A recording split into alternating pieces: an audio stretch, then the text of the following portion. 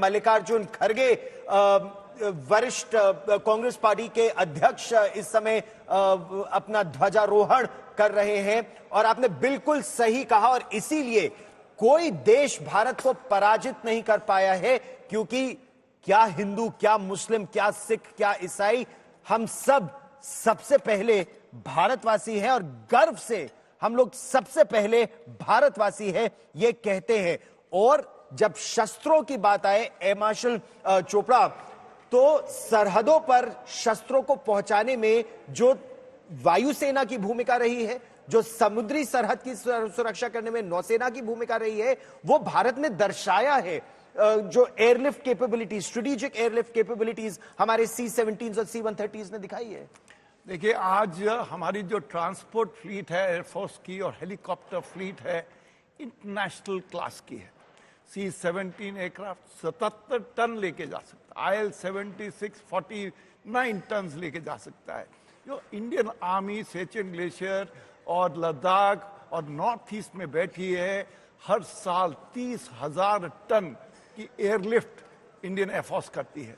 तो ये जो कैपेबिलिटी है, देखिए जब लड़ाई की तैयारी होनी, जब गलवान हुआ, एयरलिफ्ट किए गए टैंक, आर्मी के टैंक और कितने पर्सनल बड़ी बड़ी गन्स को इंटर वैली ट्रांसफर किया गया हेलीकॉप्टर्स ने, चिनूक हेलीकॉप्टर्स ने, हमारे Apache attack helicopters, light combat helicopter जो इंडिया का बनाया हुआ है, इंडिजिनस है, वो सब लद्दाख में ऑपरेट कर रहे हैं। एयरलेस फ्लीट जिन्होंने एयर मेंटेनेंस कर रही है सियाचिन ग्लेशियर में। तो ये जो काम ट्रांसपोर्ट हेलीकॉप्टर फ्लीट कर रही है, या जब कोई फ्लड्स आते हैं या किसी को पहाड़ों में कोई स्कीयर फंस गया है, उसको बचा के लाना है, तो जो ट्रांसपोर्ट हेलीकॉप्टर फ्लीट कोविड के अंदर कैसे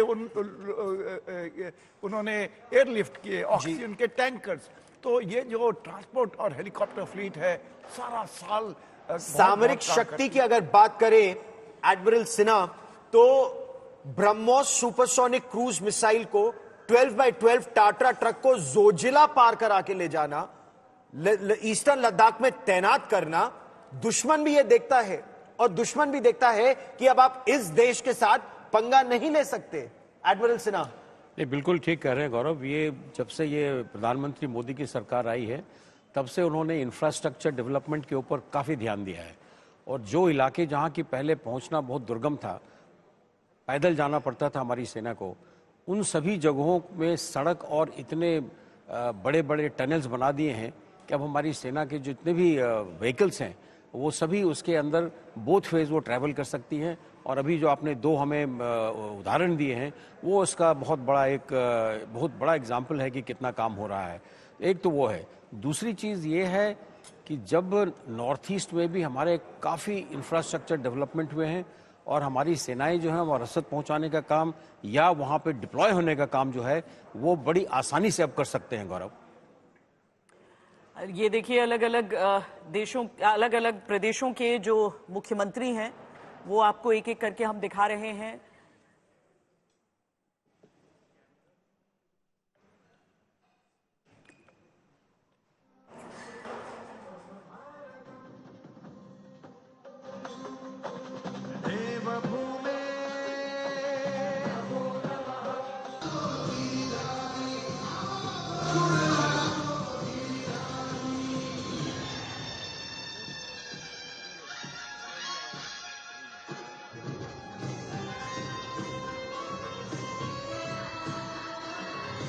त्रिपुरा के मुख्यमंत्री। अब भारत का फैलाव देखिए, इतना विशाल देश, एक तरफ हम आपको त्रिपुरा की तस्वीरें दिखा रहे हैं, तो दूसरी तरफ तमिलनाडु की MK स्टालिन वहां पर मुख्यमंत्री हैं और रवि साहब जो गवर्नर हैं, ध्वजारोहण दोनों ने ही किया। पुष्कर सिंह धामी की हमने आपको तस्वीरें दिखाई। अलग अलग राज्यों में ध्वजारोहण हो रहा है। पहले क्यों हो जाता है? ताकि उसके बाद सभी कर्तव्य पथ पर वो भव्य परेड देख सके।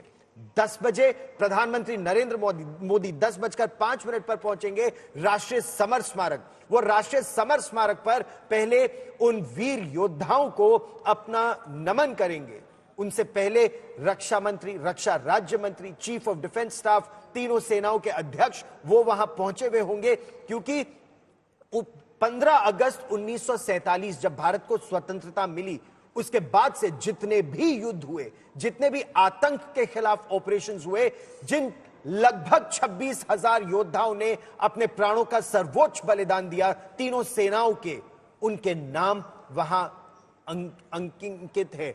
उनके नामों की बदौलत, उनके सर्वोच्च बलिदान की बदौलत भारत आज इतना सशक्त राष्ट्र बन पाया है। श्वेता, और हम आपको सीधे कर्तव्य पथ की भी तस्वीरें दिखाते हैं, क्योंकि वहां से अब हलचल की शुरुआत होने वाली है। 9:53 पर एक एक करके जितने भी लोग हैं जो कि समारोह के आयोजन से भी जुड़े हैं, यानी रक्षा सचिव से लेकर तीनों सेनाओं के प्रमुखों से लेकर आगे बढ़ते हुए प्रधानमंत्री तक, वो सब एक एक करके अब वहां पर पहुंचना शुरू करेंगे। प्रतीक्षा अब तक वहां पर दर्शक दीर्घा में सब कर रहे हैं, लेकिन ये प्रतीक्षा भी उतनी बोझिल नहीं होती है, क्योंकि आपको अपनी आंखों के सामने वहां पर बिल्कुल अंतिम लम्हे की तैयारी में जुटे हुए सभी जो सैनिक हैं हमारे देश के, वो सब नजर आते हैं। चाहे वो देश की सेनाओं में हो, चाहे वो एनसीसी कैडेट्स हो जो कि भारत का भविष्य है, वो सब आपको वहां पर नजर आएंगे। इसके साथ ही समानांतर हम आपको अलग अलग प्रदेशों की तस्वीरें दिखा रहे हैं, ताकि इन तस्वीरों को भी हम प्रस्तुत कर सकें। जो कश्मीर से लेकर कन्याकुमारी कहा जाता है, लेकिन हम इसे हम गुजरात से लेकर अरुणाचल प्रदेश तक भी कहेंगे। हर एक हिस्से में गणतंत्र का ये सुंदर जश्न जो नजर आता है। जनरल साहब, मैं लेकिन इसके साथ ही ये भी जिक्र करना चाहूंगी कि भारत की जो सेनाएं हैं वो केवल ऐसा नहीं है कि यहाँ पर अपनी शक्ति प्रदर्शन अपने करने के लिए कर्तव्य पथ पर ही है। शौर्य का प्रदर्शन प्रतिदिन चलता है। अभी भी जब हम बात कर रहे हैं तो देश के उन संवेदनशील इलाकों में, देश के उन दुश्मनों को उनकी हद में हमारे सैनिक रखे हुए हैं। श्वेता, आप बिल्कुल सही कह रही हैं। देखिए, ये प्रदर्शन देश को भरोसा दिलाने के लिए किया जाता है कि हमारी सेनाएं हर जगह तैनात हैं, आप सुरक्षित हैं।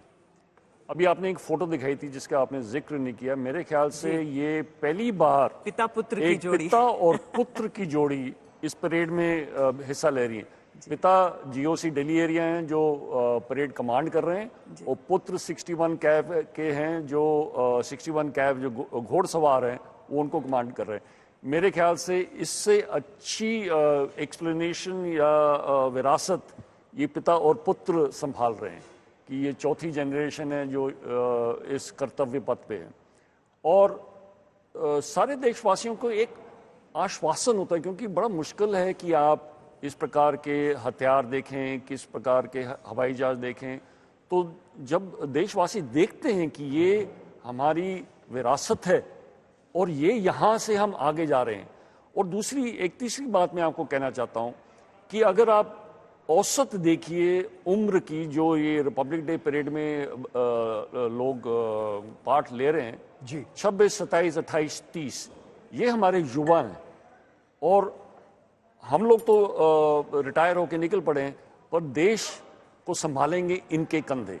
और देख रहे हैं बच्चे जो जी अगले उनके जो पथ पे हैं, जो एनसीसी वाले आएंगे, वो अगले ऑफिसर जवान बनेंगे। क्या होता है ना कि जब एक पॉलिटिशियन का बेटा पॉलिटिशियन हो या फिर एक एक्टर का बेटा एक्टर हो, तो वहां पर आप बहुत अलग पहलू देख सकते हैं।